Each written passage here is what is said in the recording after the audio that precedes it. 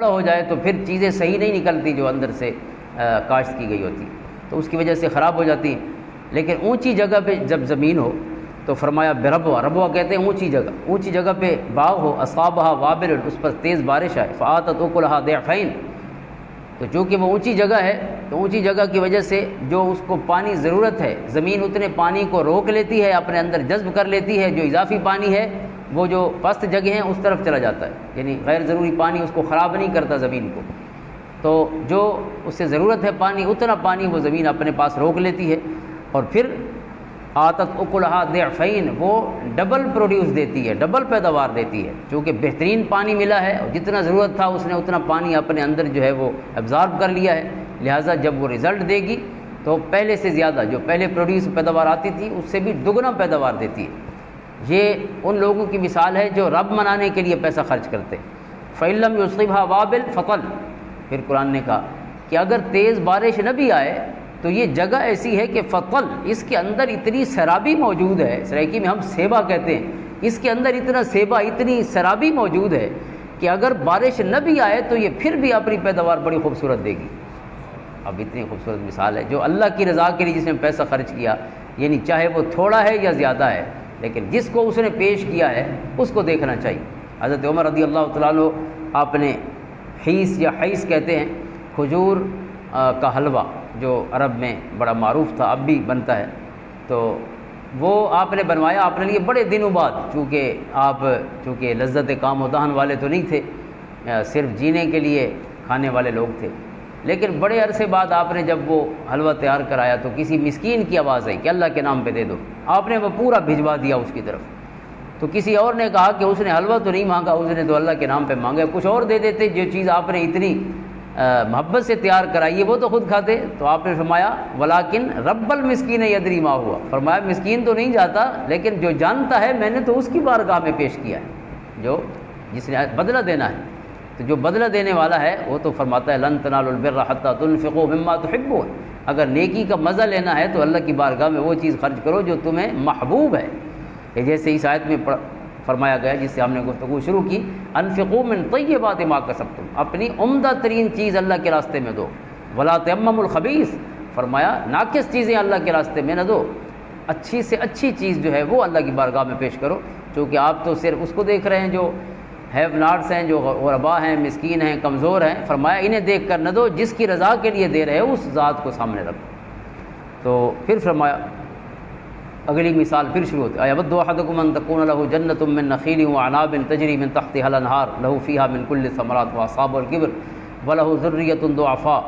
واصابه الکبر وله ذریۃ ضعفاء فاصابها اعصار فیہ نار فاحترقت کذلک یبین اللہ لکم الآیات لعلکم تتفکرون۔ اب یہ دوسری مثال ہے انہی کی جن کا صدقہ اللہ کے راستے میں کیا ہوا ضائع ہو جاتا ہے،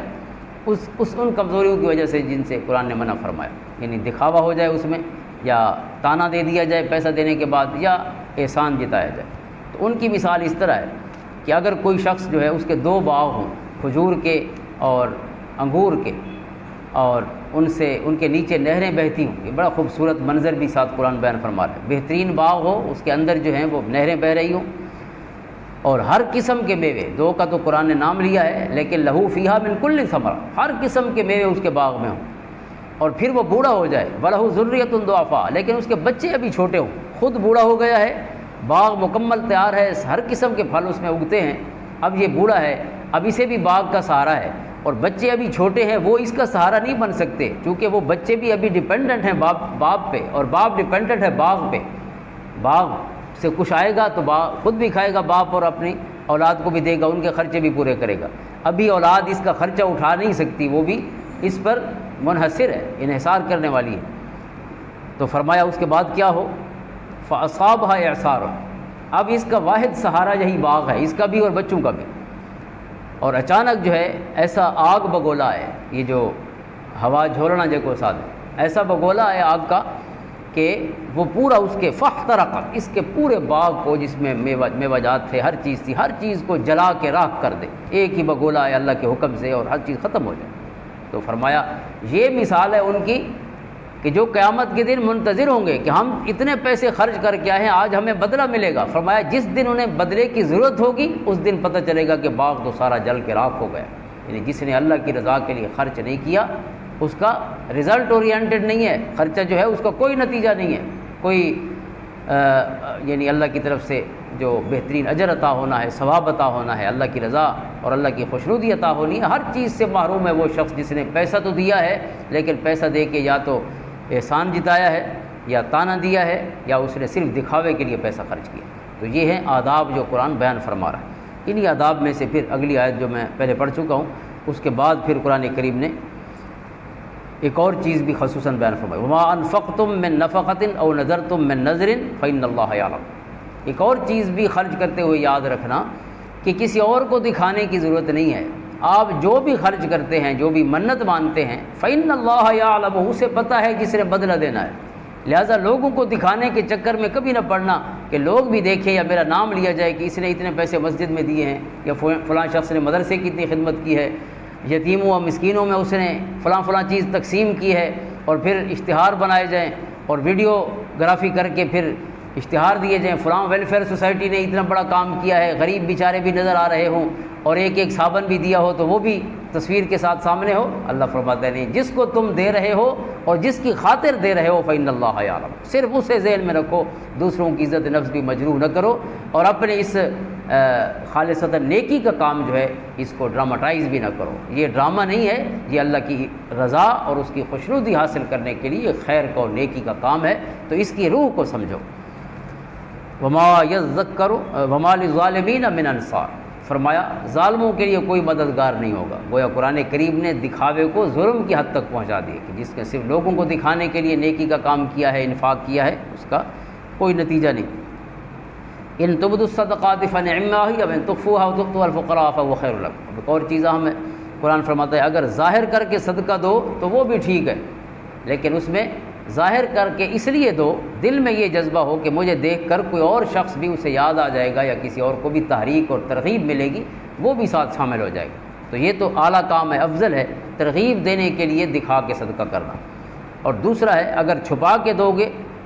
تو فہو خیر لکم، وہ زیادہ بہتر ہے، اگر چھپا کے فقیروں کو صدقہ دو تو زیادہ بہتر ہے، لیکن اگر اس نیک جذبے کے تحت دکھا کر دو کہ دوسروں کو جذبہ پیدا ہو تو فرمایا وہ بھی ضائع نہیں ہوگا، فنعما ہی، وہ بھی بہتر ہے۔ پھر فرمایا لیس علیک ہداہم ولکن اللہ یہدی من یشاء۔ اب یہاں ایک بڑی اہم چیز ہے کہ صحابہ کرام علیہم الرضوان نے یہ جو نفلی صدقات وہ کرتے تھے، تو جو غیر مسلم تھے یا مدینہ کے یہودی تھے تو مسلمان ان کو پیسے نہیں دیتے تھے، کیونکہ یہ بھئی یہودی ہے، غیر مسلم ہے، یا دوسرے مشرکین تھے کہ بھئی غیر مسلم ہے لہٰذا ان کو اگر ہم پیسے دیں گے تو یہ تو اس پیسے سے ظاہر ہے انہوں نے کوئی اچھا کام تو نہیں کرنا، وہی کریں گے غلط کام جو کر رہے ہیں، شرک کریں گے، بدکاریاں کریں گے۔ تو اللہ تعالیٰ نے یہاں یہ بھی تسلی کرائی ہے لیس علیک ہداہم ولکن اللہ یہدی من یشاء، کہ کسی کی ہدایت جو ہے وہ تمہاری ذمہ داری نہیں ہے، تم اللہ کی رضا کے لیے پیسے دو، جس کو بھی دو گے اللہ تمہیں بدلہ عطا فرمائے گا، ہدایت جانے اور اب جانے۔ لیس علیک ہداہم ولکن اللہ یہدی من یشاء، یہ نہیں کہ تم پیسے روک کے لوگوں کو زبردستی دین پہنچاؤ ان تک کہ اب پیسے تب دیں گے جب تم دین قبول کرو گے۔ فرمایا دین کو پیسوں کی ضرورت نہیں، اور پیسوں کی وجہ سے لالچ میں آپ یہ کام نہ کرو، اور پھر اس وجہ سے تم غیر مسلموں پر خرچ کرنے سے اپنے ہاتھ روک بھی نہ دو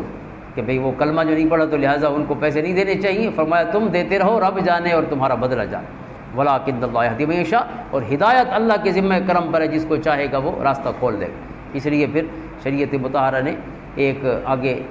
مصرف بھی بیان فرمایا، سورۃ توبہ جو قرآن کی آخری صورت ہے بے اعتبار نزول کے 8 مصارف ہیں، تو ان میں ایک مؤلفۃ القلوب بھی ہے کہ لوگوں کو اسلام کی طرف راغب کرنے کے لیے پیسے دیے جائیں۔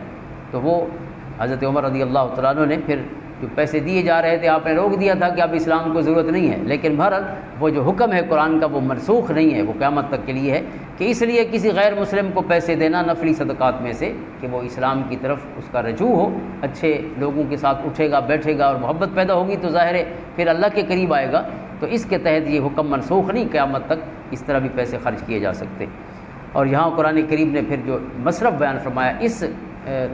مضمون کے تسلسل میں، وہ صرف ایک مصرف ہے للفقراء الذین احصروا فی سبیل اللہ لا یستطیعون ضربا فی الارض یحسبهم الجاہل اغنیاء من التعفف تعرفهم بسیماهم لا یسألون الناس الحافا وما تنفقوا من خیر فإن اللہ به علیم۔ ایک ہی مصرف یہاں بیان، کہاں خرچ کرنا چاہیے تو یہاں خصوصاً اصحاب صفہ کا ذکر خیر ہے کہ جو دین کے لیے حضور علیہ والسلام کے پاس مسجد نبوی کے ساتھ ہی ایک صفہ یعنی برآمدے میں یا چبوترے پہ رہ رہے تھے، تو قرآن نے فرمایا اگر پیسے دینے ہیں تو ان کو دو جو دین کی خدمت کے لیے جنہوں نے اپنے آپ کو روک رکھا ہے، دین کے لیے رکے ہوئے ہیں۔ تعرفہم بسیماہم، ان کی نشانیوں سے پتہ چل سکتا ہے۔ یحسبہم الجاہل اغنیاء من التعفف، چونکہ یہ دین کے خادم ہیں لہٰذا یہ گڑ گڑا کر کسی سے یا رو کر پیسے نہیں مانگتے، نہ ان کے کپڑے ایسے ہیں، چونکہ دین کے خادم ہیں تو اس لیے دیکھنے والا سمجھے گا کہ یہ بادشاہ ہیں، غنی ہیں،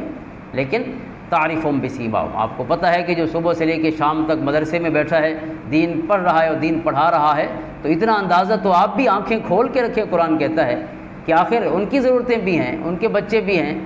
اور انہیں پہننا بھی ہے، انہیں کھانا بھی ہے، یہ سارے مسائل ان کے ساتھ بھی ہیں جو آپ کے ساتھ ہیں، تو لہٰذا آپ کو خود اپنی آنکھیں کھول کے ان لوگوں کی مدد کرنی چاہیے جنہوں نے اپنا وقت دین کے لیے وقف کیا ہوا ہے، اور جو کچھ تم اچھا اور بہتر خرچ کرو گے فإن اللہ بہ علیم، اللہ اس سے باخبر ہے اور اللہ اپنی شان کریمی کے مطابق اس کا بہترین بدلہ عطا فرمائے۔ اور اللہ تعالیٰ خصوصاً اس ماہ مبارک میں اب یہ صدقۃ الفطر جو ہے